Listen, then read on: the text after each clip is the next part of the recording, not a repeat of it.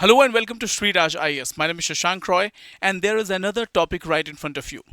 While everyone is paying attention to what is happening between USA and Iran, there is a new development in geopolitics, and that development is United States of America is going to have another war with China. But this war is not going to be fought with the weapon system. This war is going to be fought for cobalt, which is a critical mineral, and Democratic Republic of Congo is one of the biggest sources of cobalt. So let's have a look at this one. DRC in the middle of fight. Trump versus Xi in a cobalt war in Democratic Republic of Congo. But before we proceed, I have a question for you. Now, what makes a country a world superpower? What makes a country a world superpower? And I want you to answer this question. Superpower, right? So, what makes a country a world superpower? Is it the geography? Is it the geography? Is it the population? Is it the technology?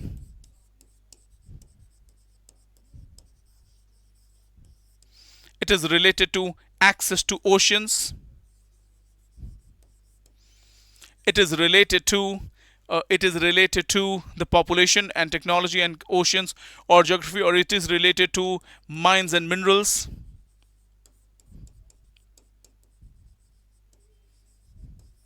right? So the question is, what makes a world superpower? Is it the geography? Is it the population? Is it technology? Is it ocean? Or is it access to ocean? Or is it mines or minerals? If you want to know about my answer, none of them can make a world superpower alone. A world superpower, a country will become a world superpower with a combination of everything.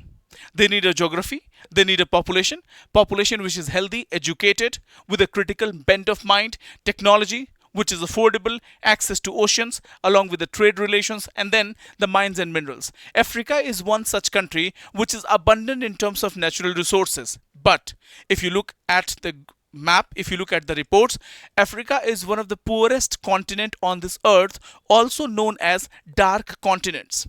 So one particular feature or only critical minerals cannot make a world superpower. You need technology to exploit those critical minerals. You need industries to use that critical minerals for industrial development. You also need a market. You need trade alliances. So there are combination of factors that get into making a country a world superpower. Now let's move on to this one. Look at this one. This is one of the mines, cobalt mines in Democratic Republic of Congo. In 2023, UPSC asked questions related to cobalt. That which among the following is world's richest source, richest country with regards to cobalt. Cobalt is one of the critical minerals important for battery operated vehicles, right? India entered Pax Silica in order to avoid any insecurity related to critical minerals. India recently became a part of Pax Silica. Despite late inclusion, why the US-led grouping still matters for New Delhi. So I would request you to update yourself with the Pax Silica related current affairs topic. Now, Center identifies 30 critical minerals. Why? How and importance of these exercise. This is the periodic table which shows the importance of every metal, every mineral. This is a critical mineral list, and this list is about lithium, cobalt, nickel, vanadium, niobium, germanium, rhenium, beryllium, tantalum, strontium, and then this percentage, and these are the countries who are blessed with these minerals. Now China is a superpower in terms of critical minerals, and China is leveraging it. China is weaponizing the critical minerals. How? Recently, the production lines of Hyundai and Maruti Suzuki were halted. Why? Because China refused to export rare earth magnets which are used in auto industry extensively. So that's the reason, instead of completely relying on China, India decided to join Pax Silica and other mineral alliances. Now, this is the growing dependence on critical minerals. Critical minerals are everywhere. Lithium is used to create batteries, helium is used in MRI CT scan, uranium is used in radiation therapy, potash is used in fertilizer, indium is used to make LCD screen, and strontium is used in fireworks.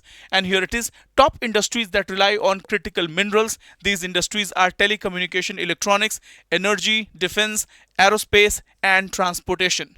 So these are critical industries who need critical minerals, or any kind of supply chain disruption may put country in a tough situation.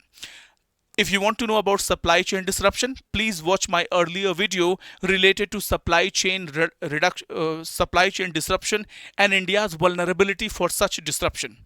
Now, India has also launched its critical minerals mission. There were some editorials published in The Hindu, Indian Express, minding the minerals gap, or how India is managing its critical minerals. So please read it on the Indian Express. Again, there is an alliance. Quad comes together to create supply chains for critical minerals. Can it counter China? So why countering China? Because China has abundant sources of critical minerals, and which is important for critical industry. Being dependent on China for critical minerals is a risk if you are a growing economy. So that's why alliances are being made. Now look at this one. This is one infographic that I want you to read in your free time, or you can take a screenshot. Now let's have a look at UPSC syllabus integration. GS paper 2, India-Africa relations, global diplomacy and resource politics. GS paper 3, critical minerals, supply chains, economic security and international relations में आएगा कहां से? US China rivalry, resource geopolitics and strategic competition for critical minerals and resources. Now what is happening? World entering into critical minerals race or critical minerals war. The focus region will be Africa and Latin America. Democratic Republic of Congo is at the center of this entire dispute because Donald Trump is going to sign an agreement with DRC for cobalt. Key players are China and United States of America. Now the minerals are the new oil of 21st century war.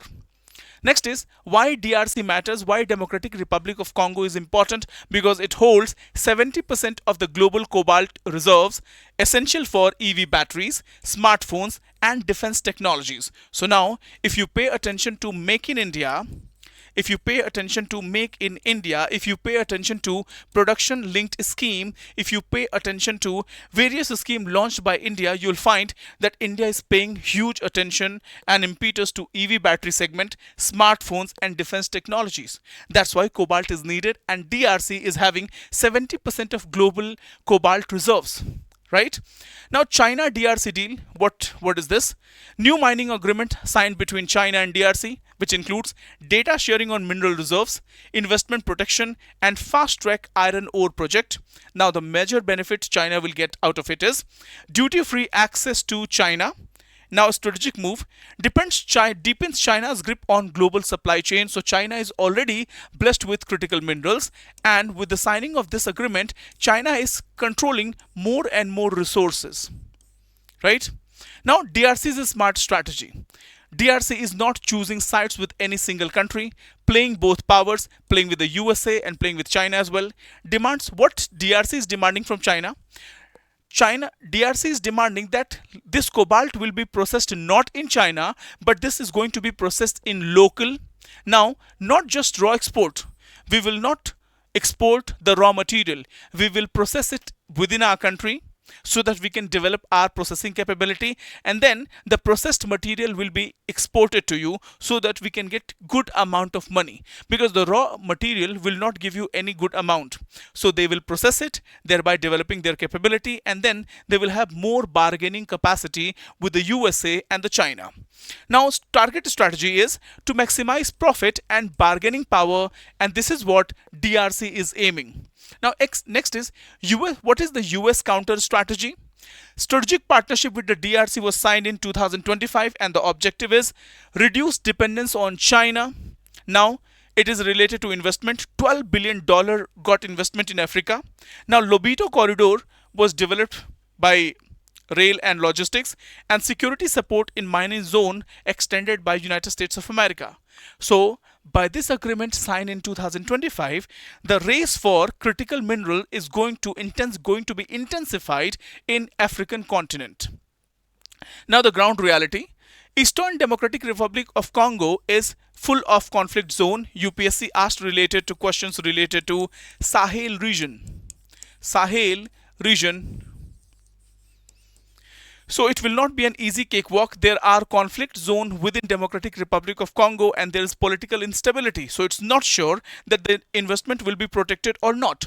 Now, again, there are M23 rebels and regional tensions such as related to Rwanda. Now the question is, the minerals and securities are interconnected. It's not sure that the investment done by USA or China will be protected and there will be return on investment because this is a highly conflict prone area. Again, conflict may disrupt global supply chain and US and China both should be prepared for that. Now the big picture is global power shift. It says the control of mineral is to control the future technology, especially the Industry 4.0. Industry 4.0. Apart from that, what else is important? Industry 4.0 and deep technologies. Deep technologies. So controlling the minerals, controlling the critical minerals will control the future technologies, and if you control technology, you will remain above other countries. Now Democratic Republic of Congo is going to be a geopolitical kingmaker and it will not stop only at Congo. It will spill over to other African nations and African nations will have a better bargaining capability after this negotiation.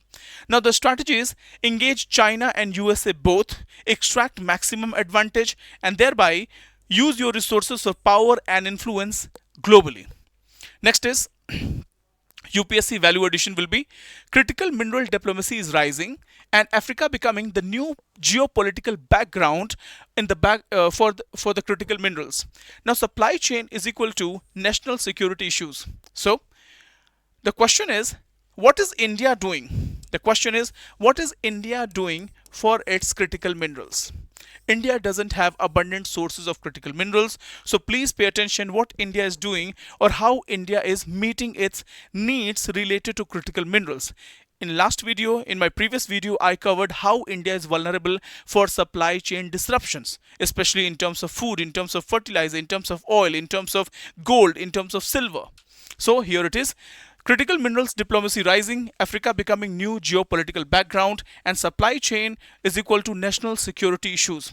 So the exam angle will be link it with Atmanirbhar Bharat, seeking for resource security, and India's Africa outreach. Recently, Prime Minister Modi took a 5-nation outreach. He went to Namibia, but he went to Namibia not for critical minerals. He went to Namibia to bring cheetahs to the country.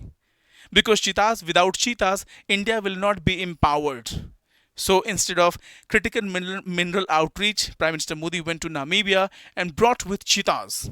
And these cheetahs are running in Kuno National Park. So jokes apart. So this is it. This is the memory map. And the conclusion is DRC is not a passive player and is shaping global power equations. Now the final take is 21st century wars may not be fought with guns but with minerals, with critical minerals. So this is going to be a race for critical minerals in future. So this is it in this topic. We will get back to you with a new topic. Thank you so much. Wish you a wonderful day ahead. Jai Hind, Jai Bharat.